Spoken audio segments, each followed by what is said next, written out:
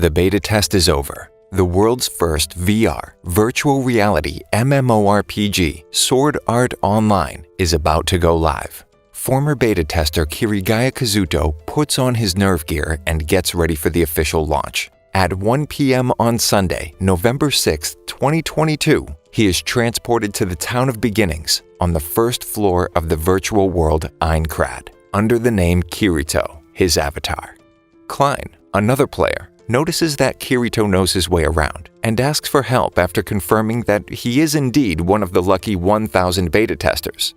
After showing Klein the ropes while hunting boars, the two decide to part ways, since Klein has a pizza already ordered and on its way.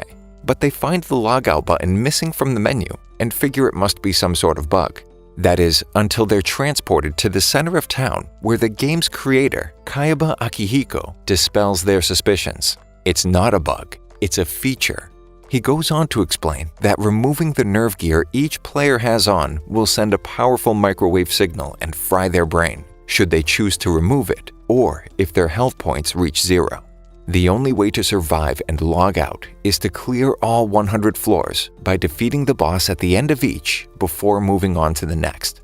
With that, every player's avatar transforms to reflect their real-life appearance, and panic ensues. Kirito asks Klein to come with him to the next village, but Klein stays behind since he can't abandon his friends, and they part ways. Determined to clear the game, Kirito knows what he must do: become as strong as possible and survive. The first floor still hasn't been cleared a month later, while over 2,000 of the original 10,000 players have already lost their lives. Some of the stronger ones have a meeting to discuss how to find and tackle the boss. A player named Diabel reveals that his party discovered the boss room. Their plan is to lead a raid group comprised of multiple parties of 6 to overpower the boss. As a solo player, Kirito searches for a party to join, but he's out of luck, until he spots another solo player, Asuna, and suggests they form a party of 2. But before they can get ready, a player named Kibao asserts that ex-beta testers need to apologize for going on ahead and leaving the new players behind. Another player, Agil, stands up, putting Kibao in his place. The ex-beta testers are the ones writing and handing out guidebooks for free. The raid group sets out to face Ilfang the Kobold Lord. Using the guidebook's information, everything goes smoothly. That is, until the boss draws a Nodachi instead of a Talwar sword. This wasn't in the beta. Kirito tries to warn Diabel, but isn't fast enough. The boss makes quick work of him.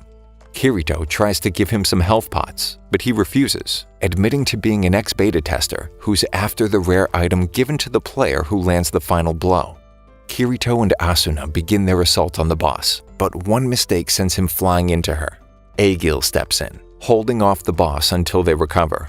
Then Kirito delivers the final blow. It's over. The raid group begins to rejoice, everyone except for Kaibao, who accuses Kirito of being an ex-beta tester. To everyone's surprise, Kirito bursts out laughing. His demeanor changes.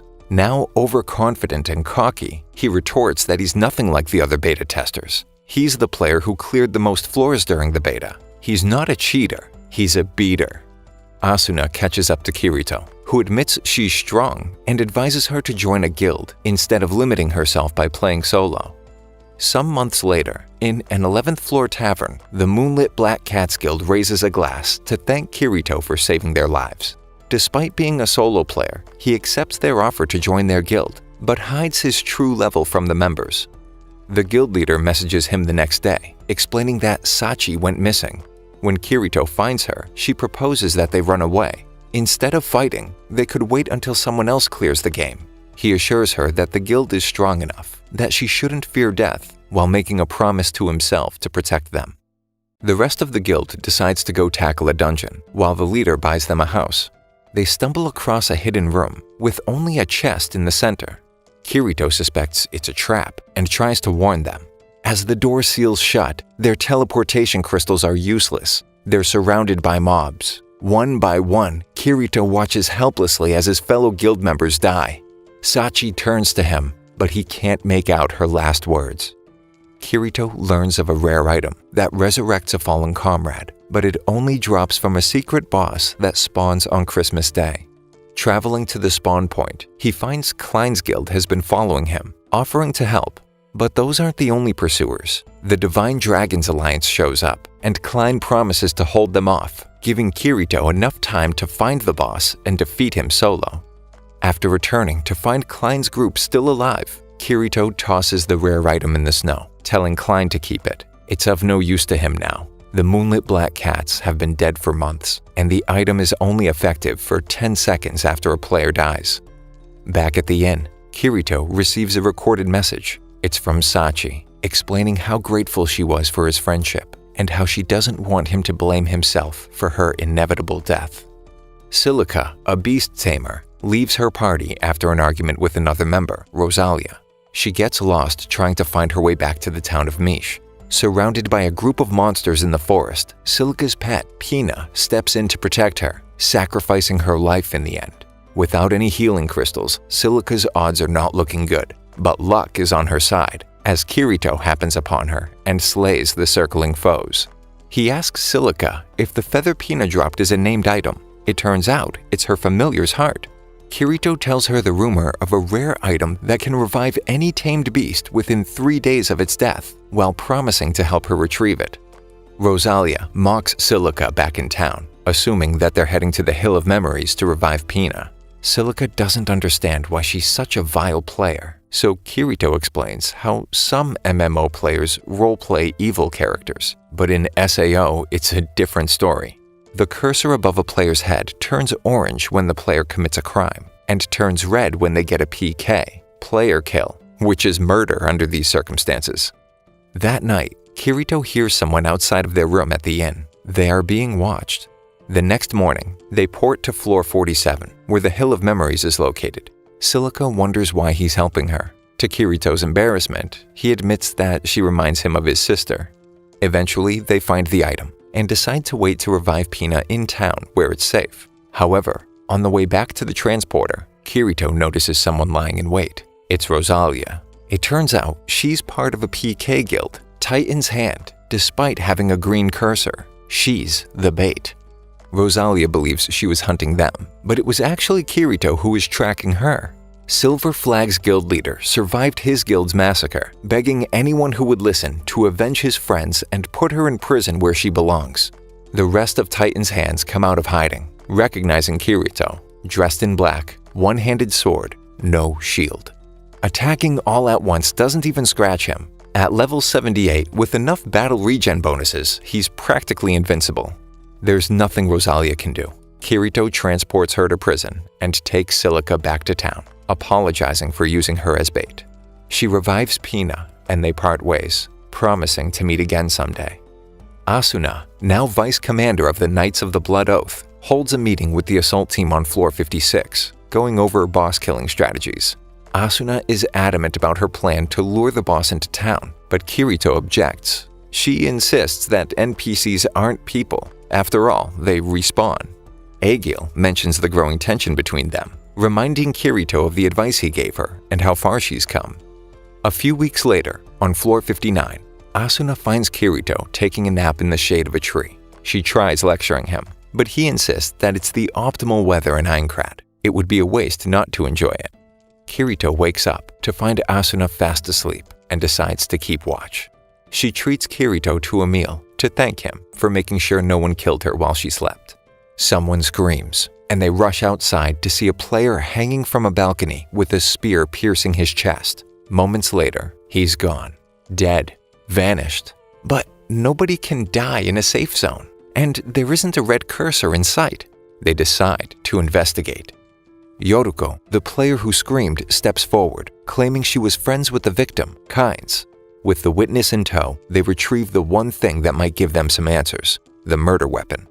Aegil doubles as a night merchant and has a high enough appraisal skill to determine the weapon's owner. The spear was crafted by a player named Grimlock. Apparently, Yoruko recognizes the name and details the destruction of her old guild, Golden Apple. They found a rare ring and voted in favor of selling it. Griselda, the leader, tried to sell it and turned up dead, leaving her in-game husband, Grimlock, a widower. The third person who wanted to keep the ring, along with Yoruko and Kynes, was Schmidt, who left the guild to fight on the front lines with the Divine Dragons Alliance. Kirito figures there are only 3 possible ways to die in a safe zone: a fair duel, a bug, or an item or skill.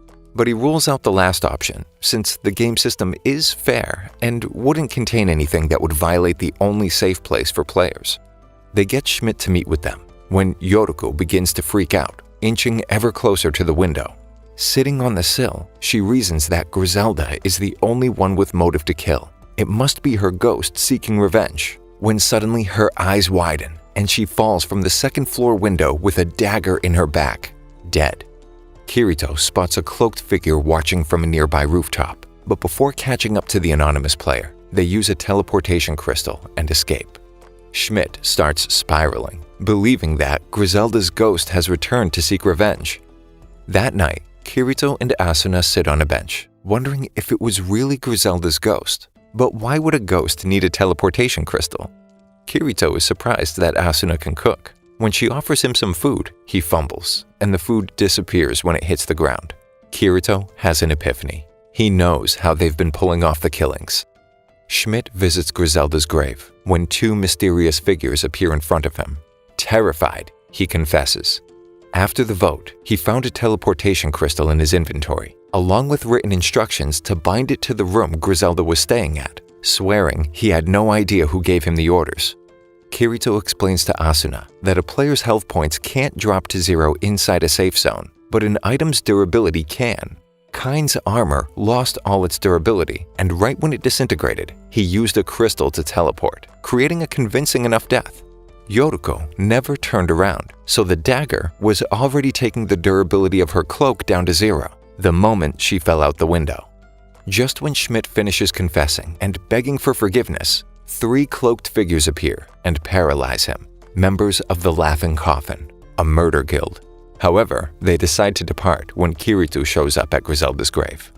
Asuna explains that when players marry in-game, their inventory and storage become shared between them. But what happens when one dies? Everything goes to the spouse, so the ring must still be in Grimlock's possession. It must have been him who hired Griselda's murderer. Asuna finds Grimlock lurking in the forest near the gravesite. He tries to justify why he had to kill her, revealing that they were married in the real world too. She changed when they began playing SAO, and he just couldn't take it. Kynes and Yoriko ask to deal with Grimlock themselves, taking him away. Asuna asks Kirito what he would do if his wife changed. He replies that he would be happy, definitely not reason enough to resort to murder. They turn around and see Griselda's ghost, and Asuna asks Kirito to friend her. Asuna visits her blacksmith friend, Liz, on her day off, missing Kirito, who shows up after she leaves. He asks if she has any swords as strong or stronger than his elucidator. She presents him with the strongest sword she has ever made. He asks to test its durability by trying to break his own sword with it. Liz is dumbfounded as she watches her sword snap in half with a single strike. If she had the right materials, she could forge a blade of equal caliber.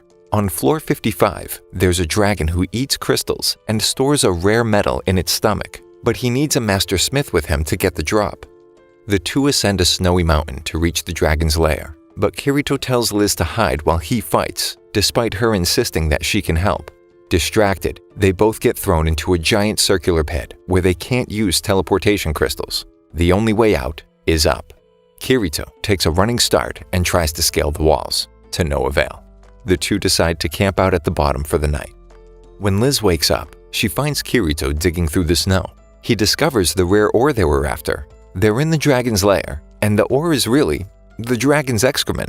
It turns out they're nocturnal too, Liz mentions, as the dragon dives into the hole to greet them good morning, sending them flying. At least it's one way to get out. Liz forges the perfect sword. It's exactly what Kirito was looking for. She refuses to accept payment. Instead, she demands to become his own personal smith. Right as she begins to confess her feelings for Kirito, Asuna bursts through the door. It's pretty clear that there's something between the two of them. Almost 2 years have passed since launch, and Kirito is still flying solo.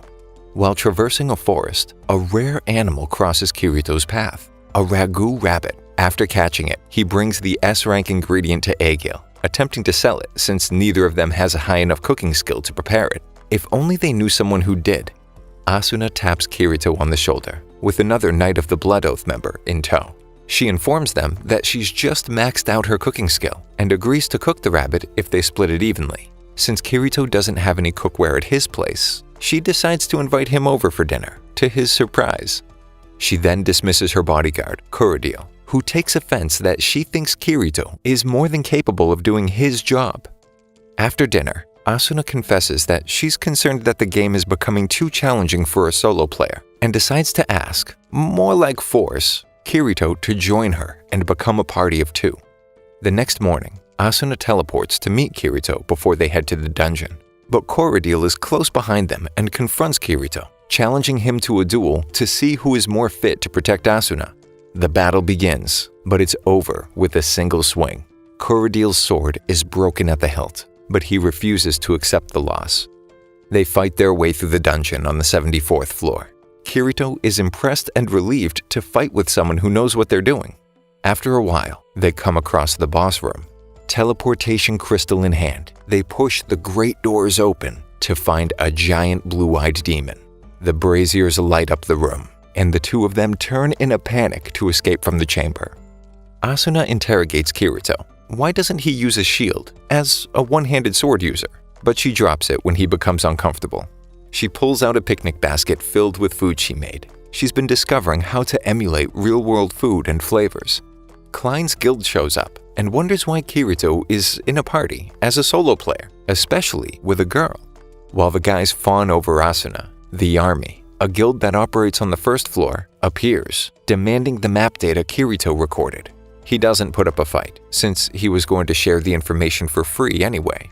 Noticing how beat up and exhausted the army members are, they try to warn them against tackling the boss in such a state, but the army leader ignores them and they head for the boss. Kirito and Asuna sprint to the door, hearing multiple people scream. They can't use their teleportation crystals, just like the hidden room where Kirito lost the black cats. The army group's leader goes down, dying in front of them. There's no choice but to try and save as many people as possible. Kirito holds off the boss so the others can escape. He can't let them die. He has to reveal the reason why he only uses one-handed swords. He acquired the ability to dual wield, a skill no one else has ever seen.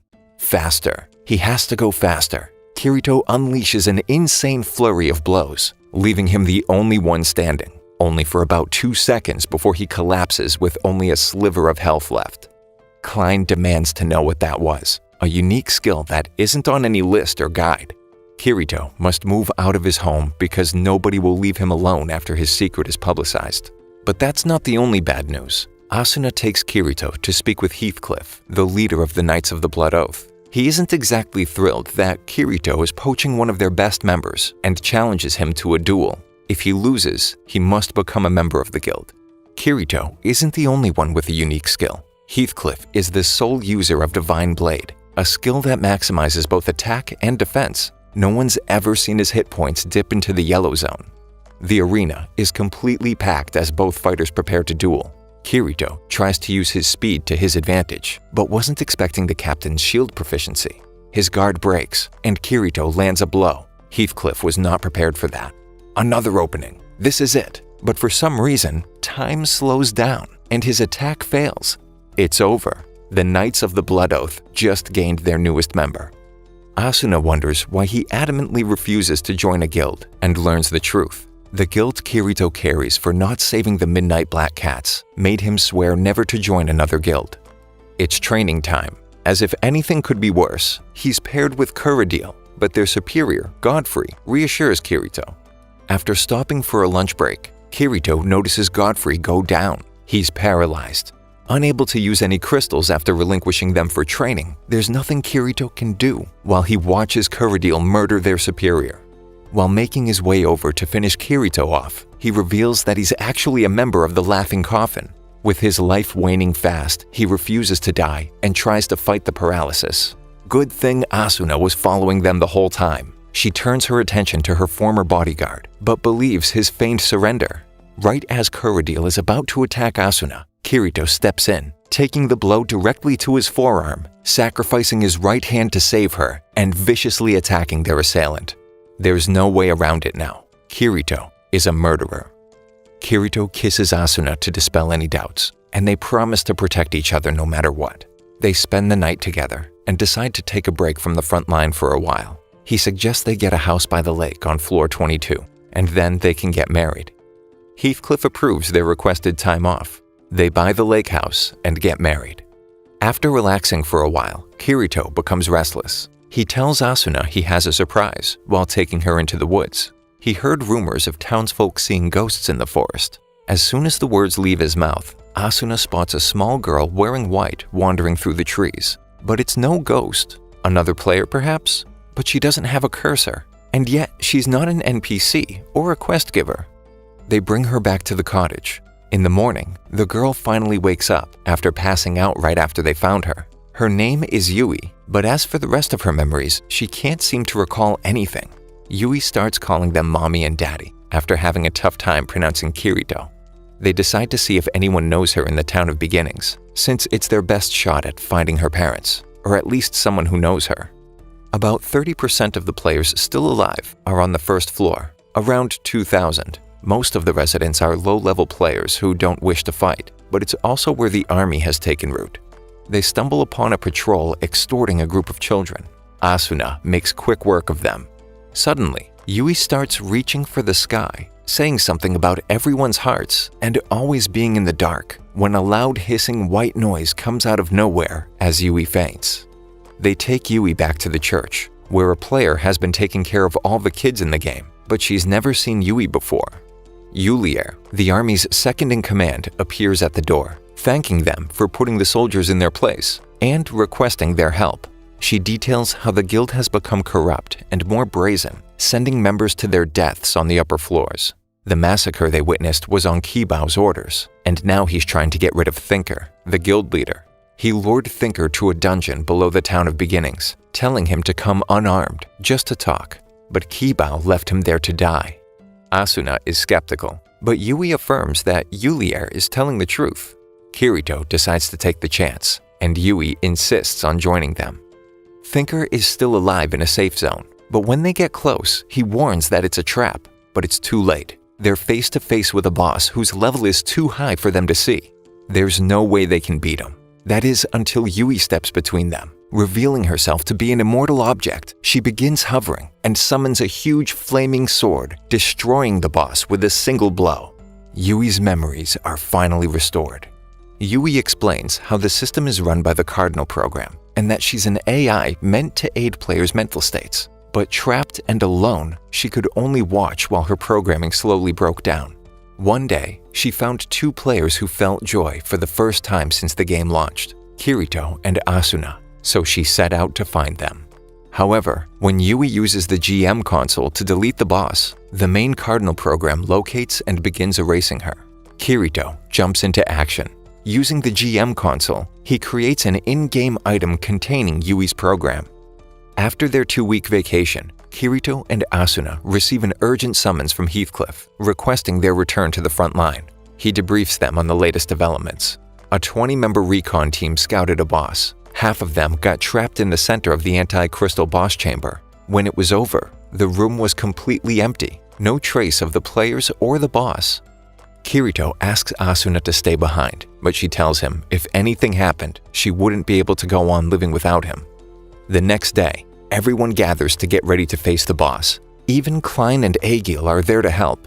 The raid group charges into the room, but it's completely empty. Well, not completely. The Skull Reaper drops from the ceiling. It mows down players with ease, one-shotting anyone who can't negate the damage. Players are going down one after the other. But if Kirito and Asuna block together, they have a chance of survival, no matter how slim. Success. They pull off the impossible, but they still have 25 more floors left. Is it even possible to survive, let alone clear them all? Kirito notices that Heathcliff's health hasn't turned yellow. Thinking back to their duel, it suddenly hits him. He launches an attack against the captain, only to see the same immortal object indicator that Yui had. Something had been bugging Kirito. Why create an RPG if you aren't going to play it? Captain Heathcliff is Akihiko Kaiba, the creator of SAO. It first occurred to him during their duel, when Kaiba increased his speed to win, claiming that Kirito was too fast and strong. He would have lost if he didn't cheat. He confirms his true identity, revealing that he is the final boss. Kaiba always thought he'd face off with Kirito at the end. Before he leaves for the 100th floor, he gives Kirito a chance to duel. If he wins, he clears the game and all remaining players are logged out safely. Despite his friends' warnings, this could be their only chance to survive. Kirito thanks them for everything before preparing to fight Kaiba, making him promise not to allow Asuna to commit suicide should he lose. This isn't a game. This is a fight to the death. Using skills that Kaiba didn't design is his best bet, but it's not enough. He's wide open, and Kaiba is already saying sayonara. Before he can do anything, Asuna comes between them, sacrificing herself. Kaiba plunges his sword into Kirito's chest, taking his health points to 0. But Kirito refuses to die. He spears the captain with his sword, killing both of them simultaneously. He's transported to a platform in the sky, along with Asuna and Kaiba, who can't really give a good reason as to why he created SAO. It was merely to create the world he's always dreamed of, one where he was in control.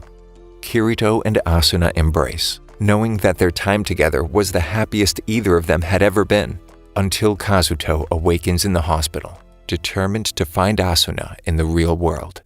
He's back at their home on the 22nd floor, sitting on their porch, with Asuna asleep beside him.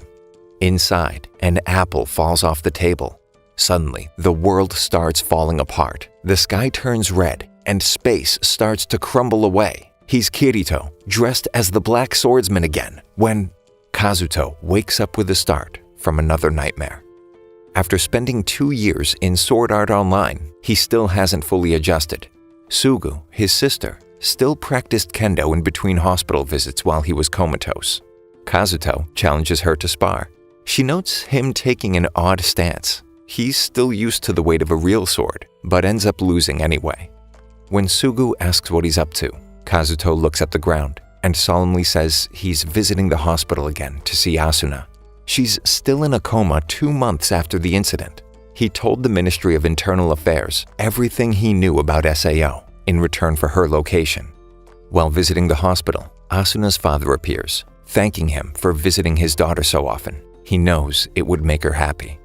His business partner's son, Nobuyuki Sugo, shows up ecstatic to meet the bona fide hero, Kirito, in person. Her father leaves the two alone, and Sugo gives up the act. Apparently, Sugo is eager to tie the knot, marrying into Asuna's family. Kazuto's face turns to horror when he mentions marrying the girl he loves. The company Argus was forced into bankruptcy, but the SAO servers were taken over by Wrecked Progress, Asuna's father's company, where Sugo works. He claims he has a right to her, since he's the one working to keep the servers alive, and Asuna by extension. Threatening Kazuto if he ever comes back to visit, he gives him the concession of inviting him to the wedding, infuriating Kazuto. Back at home, Kazuto breaks down as Sugu comforts him. It turns out that they are technically not siblings, but still, she doted on him the entire time that he was under. Unable to truly express how she feels, she also breaks down and falls asleep next to him.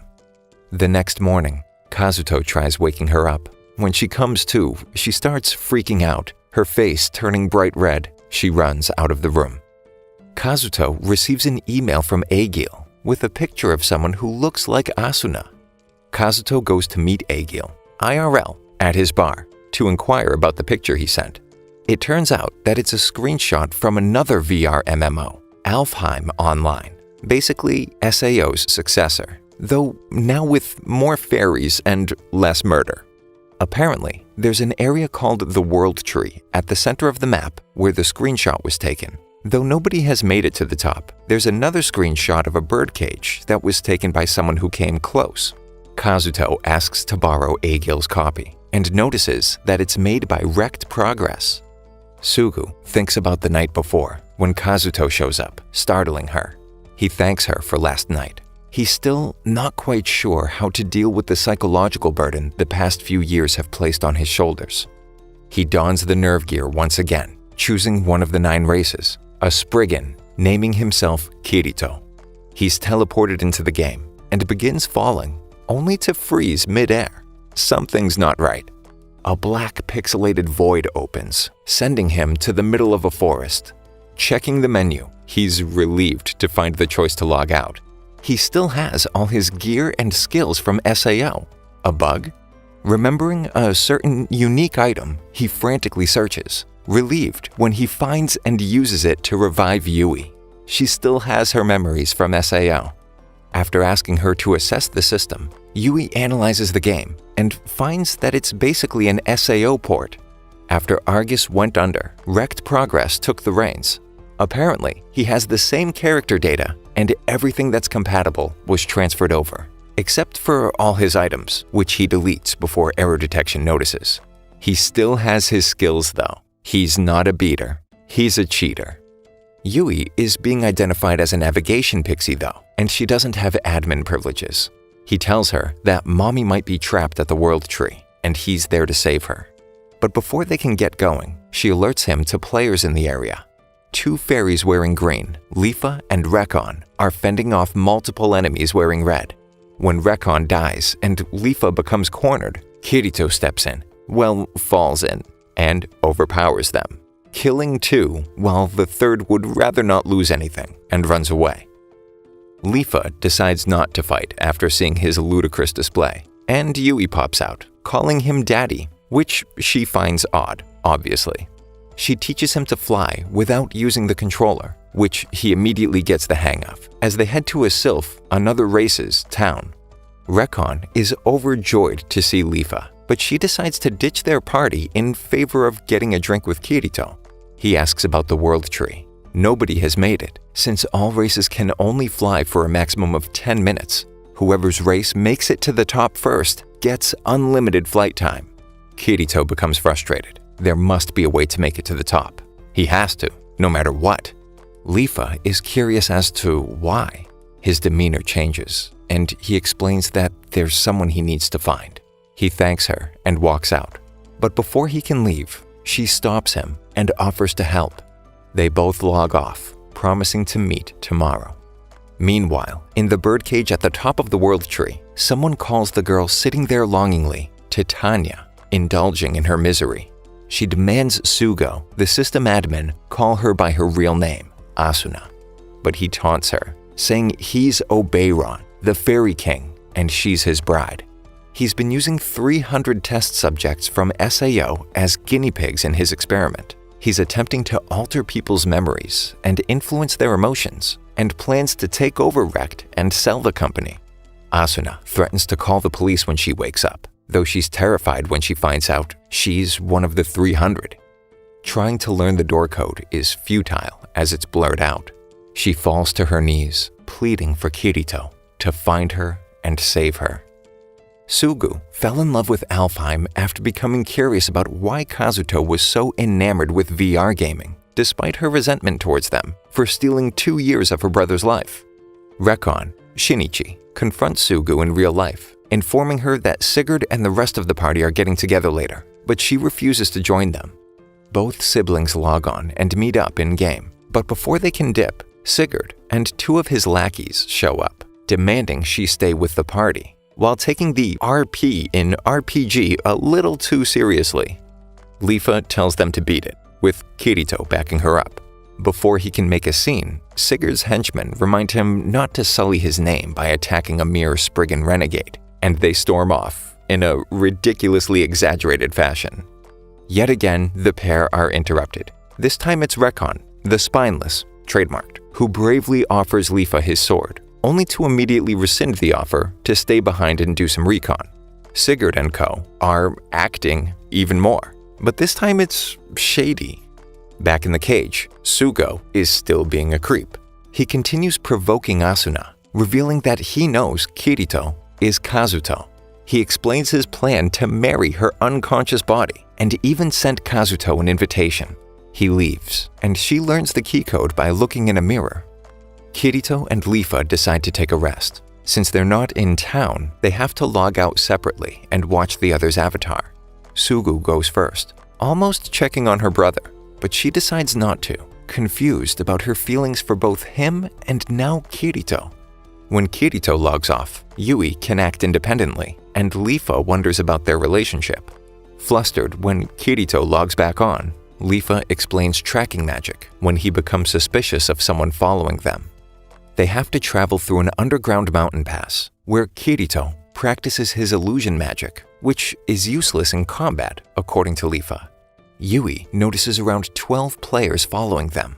Trying to hide, Kirito sees a bat with red eyes. It's salamander tracking magic. They book it to the underground town. Before they make it to the gates, a magic wall appears, blocking their way. It looks like they'll have to make a stand. Kirito tells Leafa to stay back and act as support as he charges the salamander's forces.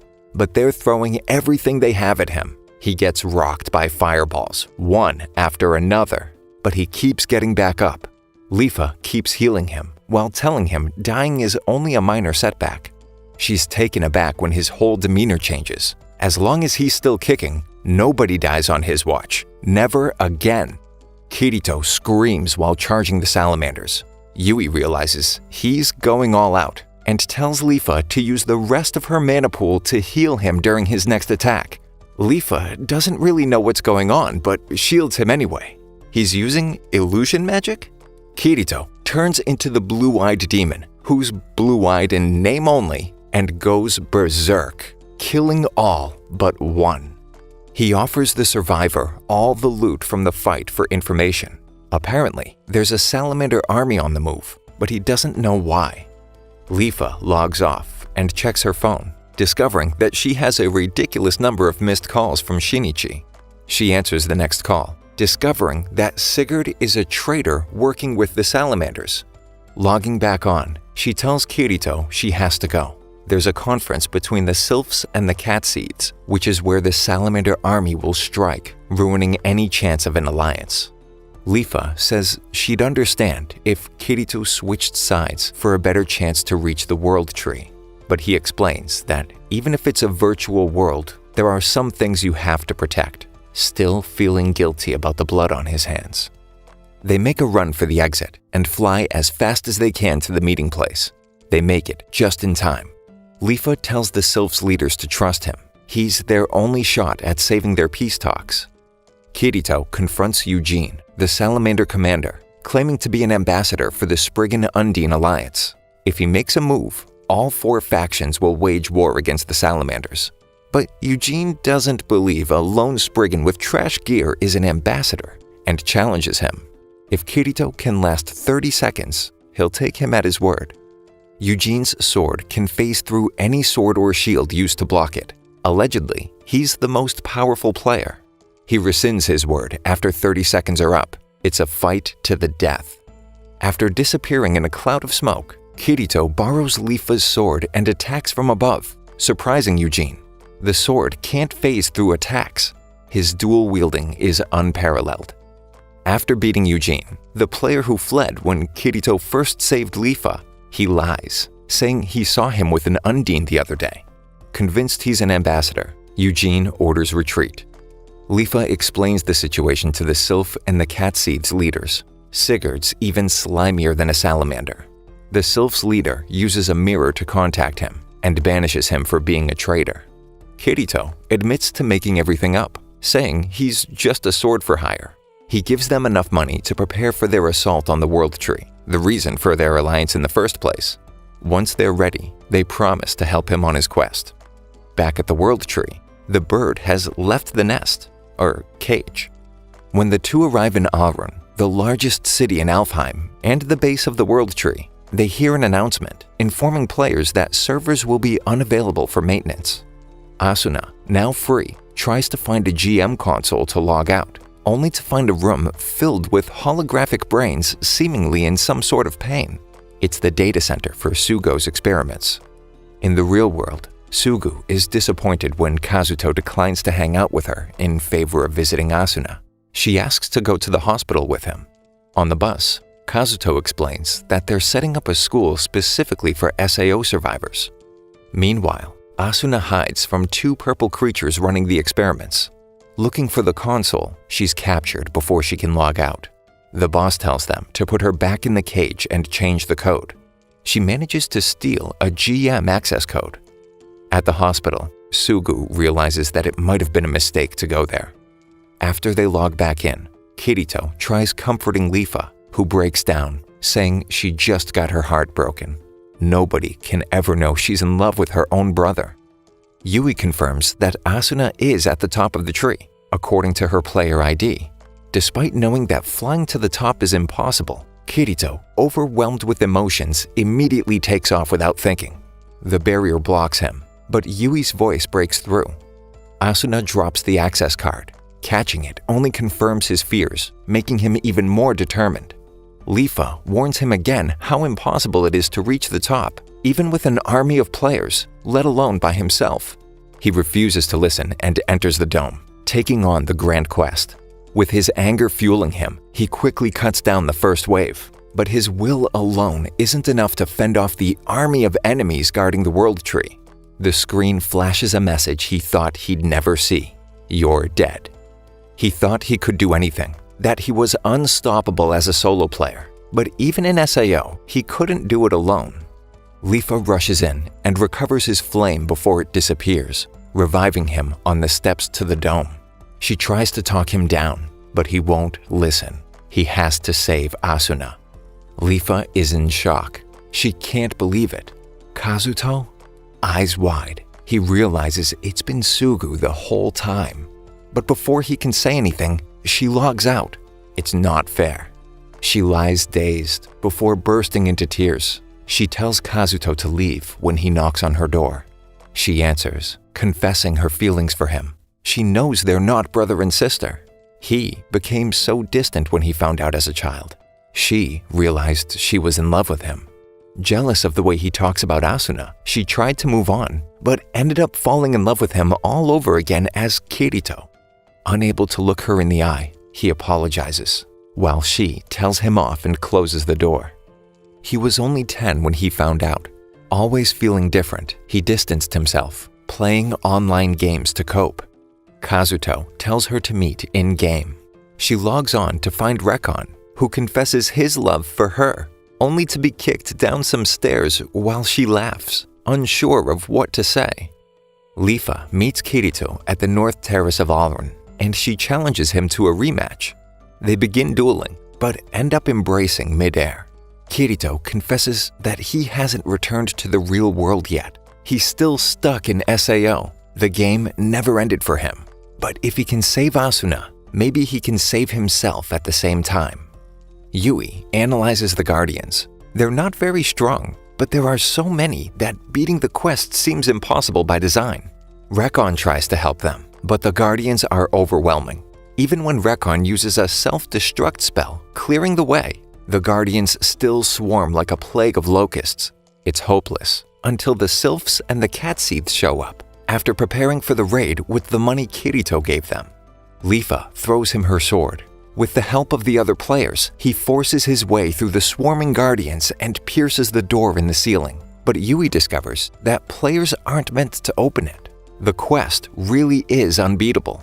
If he can't beat it, it's time to cheat it. Yui uses the access card's code to override the door. He's in. They teleport to the hallway Asuna found herself in after her first attempt at escape. Yui uses her limited abilities to create a path. There's no city at the top. It's all a lie. They find Asuna, but can't log her out. She remembers where the console is, so there's a chance when Kirito suddenly falls to the floor, unable to move. Yui disappears, warning them there's something coming. It's Sugo. He taunts Kirito, revealing his experiment and the truth about Alfheim. Cackling, confident that he's won, he chains Asuna up by the wrist. Sugo stabs Kirito with his own sword while using admin privileges to decrease the pain threshold, while Kirito watches, powerless. On the verge of blacking out, Kirito hears a voice asking if he's giving up. Was their battle a joke? It's Kayaba, giving him the will to go on and his own admin privileges, which outrank Sugo's. He tries summoning Excalibur, which Kirito gladly does for him. He picks up his own sword and decreases the pain absorber to 0, enough to affect their bodies in real life. Kirito cuts him down with ease, severing his right hand. He tosses Sugo into the air, piercing him with his sword as Sugo falls, crying and screaming. After freeing Asuna, he breaks down. He's not a hero. He doesn't have any power. Regardless, he's her hero if nobody else's. She logs out, and he promises to visit her in the hospital as soon as he can. He asks Kayaba, or at least the digital ghost of whatever's left of him, if it's over, and he hands Kirito a golden egg he calls the seed. Maybe Kayaba wasn't just bored after all. Upon waking up, Sugu is standing over him, overjoyed that he's okay. Kazuto begins apologizing, but she says it's okay. Go to her, which is exactly what he does. When he arrives at the hospital, something slices his right arm. It's Sugo, stepping out of the shadows with a knife. He's lost it and threatens to kill Kazuto, calling him weak. Finding his will to live, he disarms Sugo.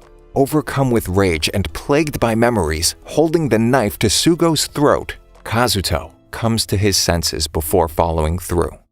In the hospital, Asuna is finally awake, and they meet for real at last. A few months later, they begin their first semester at the SAO Survivors School. Sugo was arrested that night in the parking lot, and VR MMOs fell by the wayside after all the terrible tragedies and human experimentation that befell the players. Apparently, Kayaba committed suicide, but Kazuto knows he successfully uploaded his consciousness. He spoke with him when he received the World Seed, saying he'd know what to do with it. All of the players they've befriended meet up at Agil's bar. The seed has been spreading since they released it to the public. It turns out that it's a program allowing for the creation of VR MMORPGs, which are springing up all over. They even recreate the floating castle from SAO in Alfheim. This time, he swears he's going to beat all 100 floors. In the VR MMORPG Gun Gale Online, people watch as the top players speak on an MMO panel about the upcoming tournament, when a player, boasting about having real power, shoots the player on a TV airing the broadcast.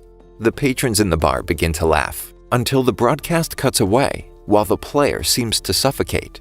There's a mask covering the shooter's face. He calls the weapon and himself Death Gun. In the real world, Kazuto and Asuna meet up for a date 1 year after the SAO incident. They talk about how the only difference separating their world from the vast array of new virtual ones is merely the amount of data. Someday, AR might be advanced enough to revive Yui in real life. Kazuto meets with the first person who visited him in the hospital, the head of the government's VR division, Kikuoka. At a cafe, they discuss the strange occurrence of 2 top GGO players dying of heart failure. They both agree it isn't possible to stop a heart from in-game bullets. He convinces Kazuto to investigate in-game.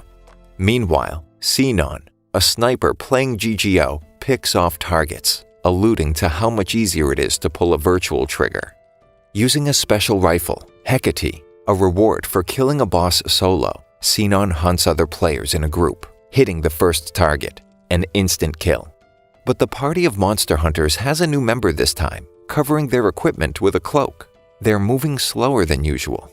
When Sinon misses the cloaked figure, he reveals the minigun on his back. Live ammo, not optical rounds for hunting monsters. This guy's obviously here for PvP. One of her group members goes down before she warns them.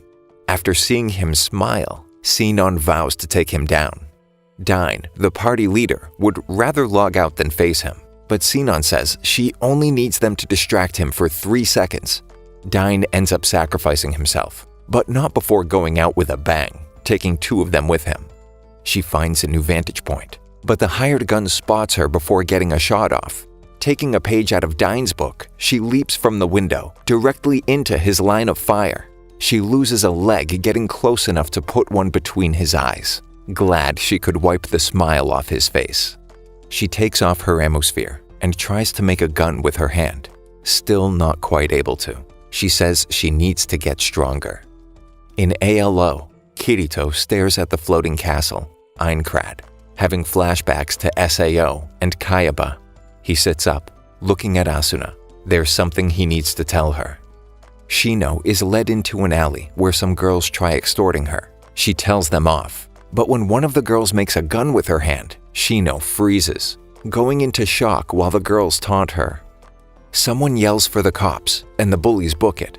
Shinkawa shows up to help Shino, and they go to a cafe to discuss the BOB tournament in GGO.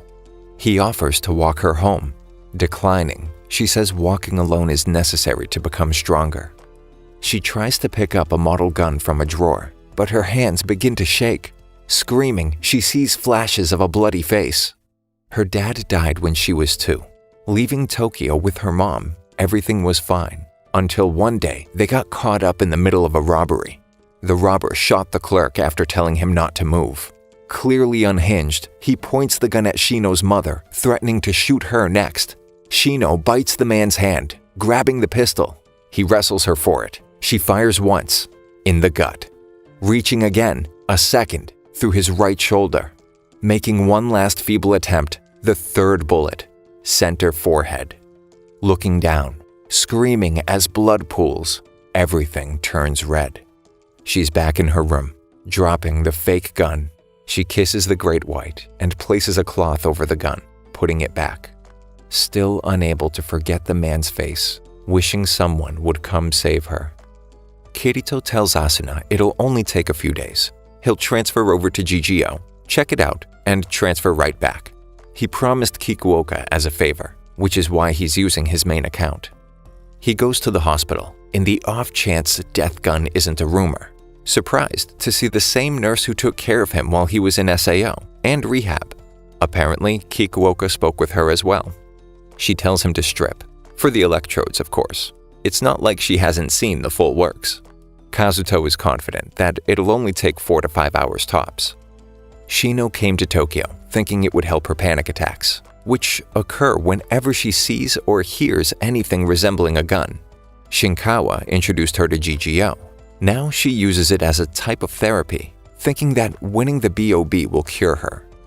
In a dark room, staring at their screen with the 2 dead players crossed off, the third, Sinon, unmarked, their next target. Kirito logs on to GGO, garnering a lot of attention. His avatar is more feminine than he expected. Becoming lost immediately, he spots Sinon and asks for directions.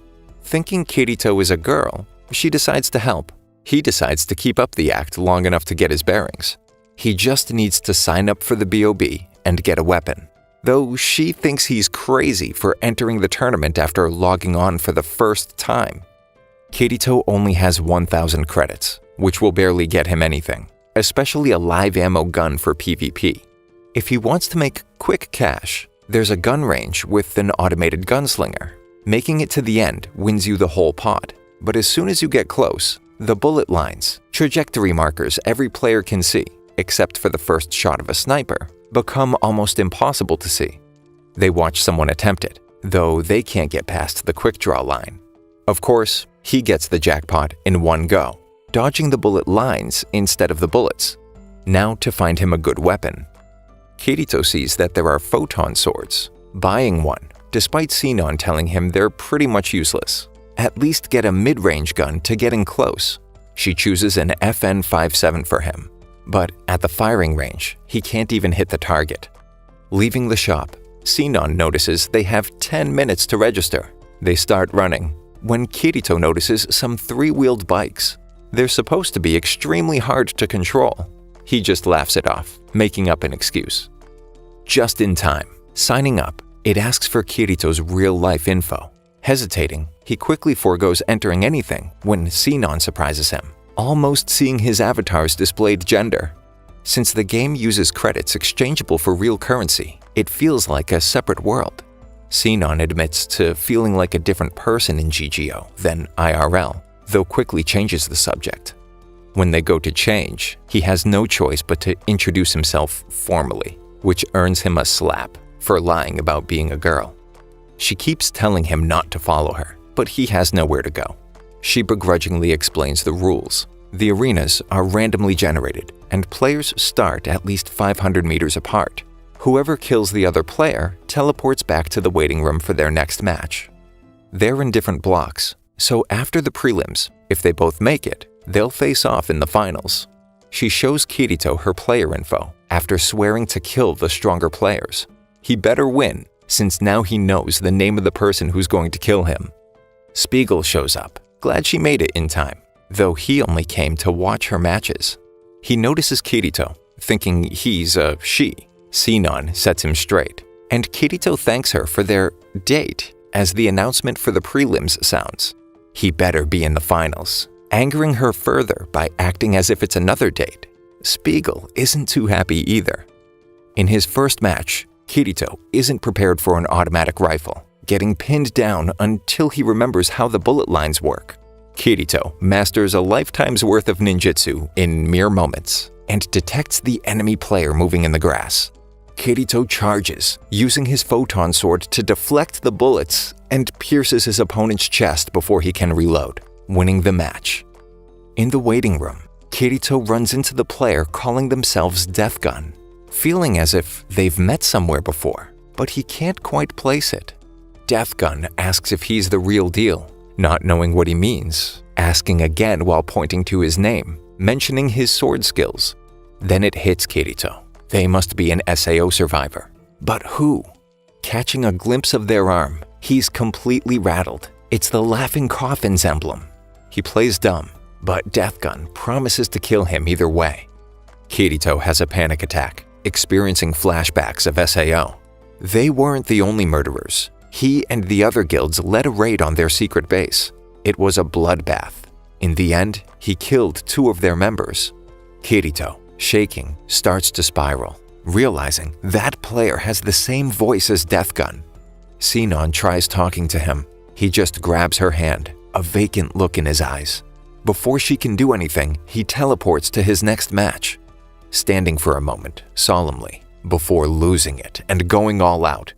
Sinon can't help but recognize the same thing in herself, becoming flustered while Spiegel watches intently. Sinon lets him get in her head, missing her first shot, but ultimately winning the match. It's their turn to face each other, but he reminds her of herself after seeing the look on his face, distracting her. Spawning on a bridge, Kirito slowly walks towards her. She can't hit him, running up to him, accusing him of not taking it seriously. Is it just a game to him? He promises to give her the fight she wants. They'll duel. He'll throw a bullet in the air, at 10 meters apart. When it hits the ground, it's on. She can't miss at this range. What is he thinking? She agrees, and when the bullet hits the ground, she fires. He cuts the round in half, holding his blade to her neck. She can't believe it. How did he predict where she was aiming? By following her eye through the scope? But that's not a skill. It shouldn't be possible. What is this crazy VR ninjutsu nonsense? Sinon wants to know how to obtain such strength. That's why she's here. But he tells her it's not strength. If she knew the person at the other end would die if she pulled the trigger, could she go through with it? Does he know about her past? No. He avoids eye contact, admitting that he couldn't. Not again. Not after killing 3 people. He doesn't even know their names. She forfeits the match, promising to win in the finals, as Death Gun watches the screen ominously. Sugu points out Kazuto's position on the BOB tournament list. There aren't many players calling themselves Kirito. That and she may have called Asuna. Worried about him, she says he had the same look on his face last night as he did after the SAO incident, telling her it's fine. He'll transfer back after the tournament. There's only 1 day left. Shino, irate, unable to calm down, rants about Kirito to Kyoji. He infuriates her. Who does he think he is?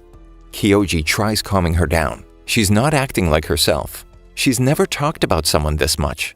She'll destroy him in the finals, taking aim with her index finger, making a finger gun without flinching in her fit of rage.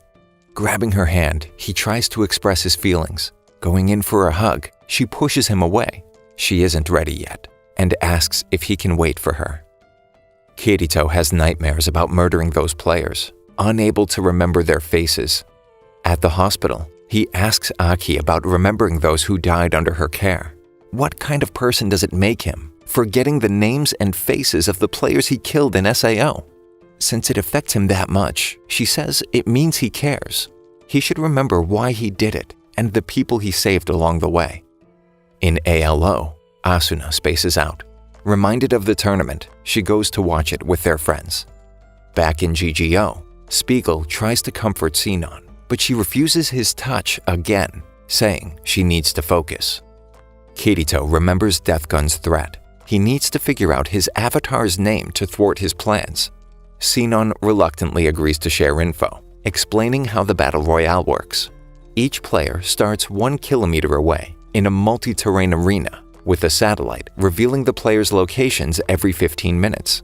The last one standing wins. She tries leaving, but he catches her, wanting to discuss the real reason why he wanted to talk. How many players does she not recognize? A strange question, but easy enough.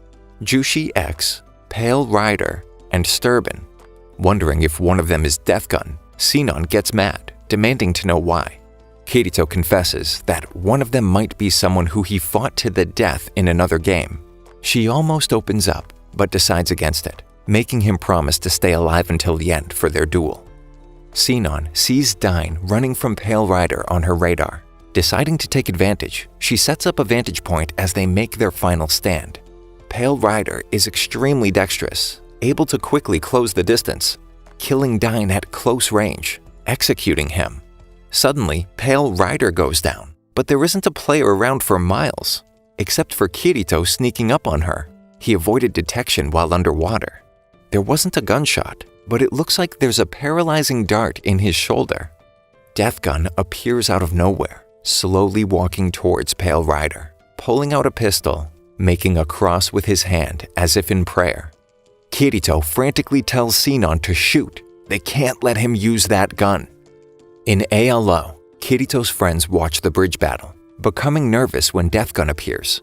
Sinon takes aim, but Deathgun dodges, shooting Pale Rider, who disconnects. Deathgun announces himself. Klein drops his drink, recognizing the phrase, "It's showtime," as one of the members of Laughing Coffin's catchphrase. Kirito tells Sinon to stay away from Deathgun. Players have been dying IRL after one shot from his handgun. Refusing to let him go alone, they team up for now. A player shows up, and Kirito blocks his shots while Sinon takes aim, sniping him. They figure Deathgun is using the river to avoid detection. After seeing the events on screen and Klein's comments, Asuna logs out to speak with Kikuoka to find out why he really hired Kirito. Making it to the city, they only see Jushi X on the scan. Thinking it's him and seeing the barrel of Deathgun's rifle, Kirito asks her to watch his back while getting in close. But as soon as he's gone, Sinon becomes paralyzed, a dart in her left shoulder. Deathgun approaches, calling Kirito out. He wants to know if it's really the same swordsman from that day, wanting to see the fury and rage behind his blade. If killing his friend is what it takes, then so be it. Sinon notices the gun he's using, the Type 54 Black Star, the same gun she killed the robber with as a child. It's not the dart that's paralyzing her anymore. Seeing the man's face reflected back at her in Deathgun's empty, glowing red eyes. A shot rings out. It's Kirito throwing a smoke bomb. Picking up Sinon, he looks for an escape route. Spotting some vehicles, they get on a similar bike from before. Sinon notes the horse is faster but harder to handle. Kirito tells her to destroy it while they drive away. She can't pull the trigger. Why now, when she needs it the most? Deathgun mounts the horse and makes chase. He's gaining on them. Kirito yells, "Shoot him!" Making the shot doesn't matter. They need a distraction. But she can't pull the trigger. It's as if her body won't let her, losing the will to fight. If she won't, then he will. No, only Sinon can use Hecate. It's a part of her. They'll do it together then. She takes aim while he helps pull the trigger. Too shaky. Can't get him in her scope. Kirito counts down. She'll have her chance in a moment. The bike goes over a ramp, airborne. She wonders how he's so calm in a moment like this, realizing his strength comes from going all out when he fights. No holds barred, no matter what. They pull the trigger together. It's a miss. Close enough though. The bullet enters a wrecked car, igniting the gas tank, watching it explode while Deathgun is enveloped in flames. They escape into the desert, though too exposed. Sinon notices a cave nearby, They can avoid the next satellite scan there. Sinon confirms that there's a cloaking skill. That's how he appears out of nowhere. But the sand makes it almost impossible to avoid detection. They'll see footprints, or at least hear his steps. Wondering whether Deathgun made it out alive, Kirito is certain he did, having seen him jump off the horse at the last second. But how did he know it wasn't Jushi X and get to her so fast? Jushi X was a woman, and he could see Sinon lying on the ground, so he picked up her gear and started shooting and throwing grenades. He tries consoling her, deciding to go after Deathgun alone. Isn't he scared? Of course he is. Who isn't afraid to die? But he can't just sit back waiting for the tournament to end, putting other players at risk. Sinon's no good at close quarters though. She doesn't care if she dies. She's weaker than she was back then. She'd rather be dead. He refuses to let her die alone. There's no such thing. It burns a hole in the memories of those you know. No one can die alone. A piece of everyone you know dies with you. If that's the case, then he can protect her for the rest of her life. He doesn't understand. Is he going to hold blood-soaked hands? Crying and beating on his chest, yelling she hates him. She reveals what she did as a child. When Deathgun was chasing them, she wasn't Sinon. She was that scared little kid. He understands all too well. He's a survivor of SAO, and so is Deathgun. He managed to block it out until he came face to face with him before the tournament. How did he get over it? He admits that he still has nightmares. Seeing their faces, hearing their last words, the only thing you can do is accept it. But right now, there's someone trying to murder them. How does he pull it off though? You can't stop someone's heart by shooting them in-game. Wait a second. Deathgun switched to his rifle when shooting Kirito. So there are rules, or a system he follows. If he saw the players input their real data while signing up for the tournament, he would know where they live. But he can't be in two places at once. There's an accomplice in the real world. Putting on an act in front of an audience gives him the opportunity to check the time and coordinate with his partner. The victims lived alone, with shoddy locks. Being unconscious, they wouldn't even know. Sinon begins to panic. Her heart rate increases rapidly. She needs to calm down or she'll automatically log out, waking up to someone waiting to kill her. Meanwhile, in ALO, Kikuoka shows up. They demand to know what's happening. Before explaining, Yui lays out all the information about the GGO incidents. It's too late to do anything now. All they can do is watch. Asuna won't accept that, getting Kazuto's location out of him. Kirito calms Sinon down. If there really is someone in her apartment, they need to come up with a plan. They can't kill her if she avoids getting shot, so he'll act as bait. She will lie in wait. They notice the live stream camera above, hoping nobody hears them. The scan shows 24 players dead, showing 2 players on the map. Accounting for the deaths he's aware of, there's 1 missing. There might be more than 1 person IRL carrying out the killings. Sinon plans to take out Yamakaze, so Deathgun can't. But he's too fast. She has to wait until he slows down to shoot. Kirito uses his crazy ninjutsu nonsense from the first round, realizing that focusing on their intent to kill gives him superpowers, apparently. A shot rings out. He barely dodges Deathgun's bullet. Yamakaze notices, taking cover. Perfect. Sinon has a stationary target, taking him out. Now that they know the other's location, Deathgun and Sinon have each other in their sights, firing simultaneously. The bullets rip through both of their scopes. It's up to Kirito now. Making a mad dash towards Deathgun, who unsheathes a blade from the stock of his ruined rifle, stabbing Kirito in the shoulder. Asuna arrives at the hospital. Kazuto's covered in sweat, heart rate spiking. Noticing the player's handle, Sturban, the nurse explains it's a German term used when patients die. Kirito confronts Deathgun, explaining his theory on the killings. But there's something he's missing. If he knew his SAO handle, Deathgun laughs. He'll never remember. Kirito told him not to bother telling him, thinking they'd never meet again. In the hospital, Kazuto isn't looking too hot. Well, actually he's way too hot. He's burning up. There's nothing they can do. Asuna only hopes he feels her hand on his. Kirito remembers. He's blocking it out. There was a briefing before they attacked Laughing Coffin. Red Eyes. His SAO handle, Red-Eyed Saza. Deathgun is taken aback. Enough of a distraction for Sinon to get a bullet line trained on him. No scope, a phantom bullet. Deathgun evades, dodging backwards. He cloaks himself.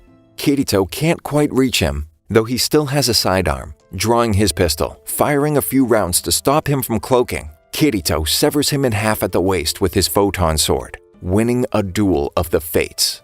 But he warns Kirito that it's not over yet. Then Sinon catches up, figuring out how they should end the tournament, tossing a live grenade to Kirito and hugging him while he juggles it. The first BOB ended with 2 winners in a similar fashion. Shino wakes up to an empty apartment, relief washing over her. Someone rings her doorbell. She freezes until she hears Kyoji's voice. Letting him in, he begins acting strange, saying that she promised she'd be his if he waited. She pushes him off. He takes out a syringe, revealing himself to be Deathgun's partner. He's lost it, overcome by his obsession with Shino. Retreating into her own mind, wishing it was over.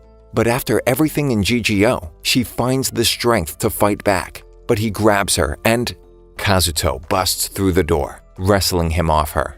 Kyoji gets on top of him, pulling out the syringe.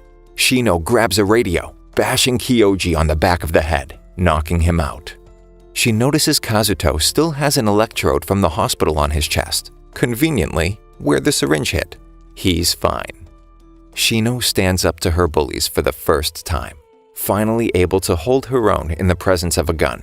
She takes it, schooling her on how to use it, though it's only a BB gun. Kazuto and Shino meet with Kikuoka at a cafe.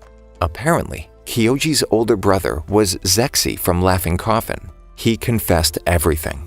How they used their father's position at the hospital to gain access to the drugs, and meticulously researched their victims, acting with a second ex-member of Laughing Coffin. It seems like all 3 left the real world behind, unable to distinguish it from their virtual selves. The 3rd member is still at large, and Laughing Coffin isn't done with Kirito. They give Kikuoka a note, telling Kirito to wait until it's showtime. Kazuto brings Shino to Agil's bar, where she meets Asuna and Liz from SAO. She becomes uncomfortable when he admits telling them about what she did as a kid, but he pleads with her to stay. There's someone she needs to meet. A mother and daughter walk through the back door and sit down. In tears, the mother tells Shino she was working at the post office the day of the robbery. She was pregnant with her daughter at the time. She apologizes for not thanking her sooner. If she hadn't done something to stop the robber, her daughter wouldn't be there to thank her in person. The little girl hands her a hand-drawn picture, thanking her for saving them. Shino breaks down, and Kazuto tells her she has to forgive herself. There was more than one person that day. She can't forget the life she took, but at least she can remember those she saved. Thank you for sticking until the end. Subscribe for more videos like this.